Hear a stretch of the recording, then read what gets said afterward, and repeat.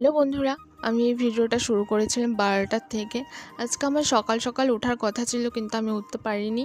এত ঘুমিয়েছিলাম আমি নিজেই বুঝতে পারিনি। আজকে আমার যাওয়ার কথা ছিল তারা মায়ের মন্দিরে বাবার মাথায় জল ঢালতে, কিন্তু আমি যেতে পারিনি। কেন? এই ঘুমের জন্য।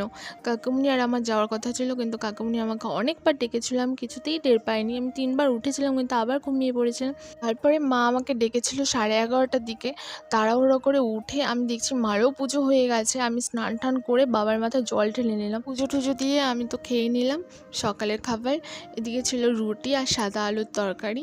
ওটা খেয়ে ভাই একটা ডাব কাটছিল, ডাবের ভিতরে জল নেই, কিন্তু নারকেলটা ছিল, নারকেলটা প্রচুর মিষ্টি ছিল, ওটাই খেয়ে নিলাম। তারপরে তো আমি রান্নাঘরে ঢুকে গেলাম। মা গেছিল বাবাকে ডক্টরের কাছে নিয়ে।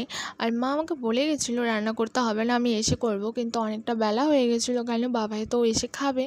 তার জন্য আমি রান্নাটা বসিয়ে দিয়েছিলাম। আর আমি করছি পনির তরকারি। এদিকে আমি আলু দিয়ে পনির দিয়ে তরকারি করেছিলাম। আমার তো এদিকে রান্নাও হয়ে গেছিলো। আর আমার তরকারিটা কেমন হয়েছে অবশ্যই কমেন্টে বলবে। আমার তো মনে হচ্ছিলো তেলটা বেশি হয়ে গেছিলো। তারপরে তো রান্না করে আমি ফ্যানের নিচে বসেছিলাম, আর পাশের বাড়ির একটা বোন ছিল, তার সাথেই গল্প করছিলাম। তারপরে তো 3টের দিকে আমরা লাঞ্চ করতে বসে গেছিলাম সবাই মিলে। আর মা না ডক্টরের থেকে এসে ডালের বড়ার তরকারি রান্না করেছিল, আর সাথে ছিল আমার তরকারি পনির, আর হচ্ছে মিষ্টি দই ছিল। এটা জমিয়ে খাওয়া দাওয়া করেছি। আর আমার ভিডিওটা কেমন লেগেছে অবশ্যই কমেন্টে জানাবে। টাটা।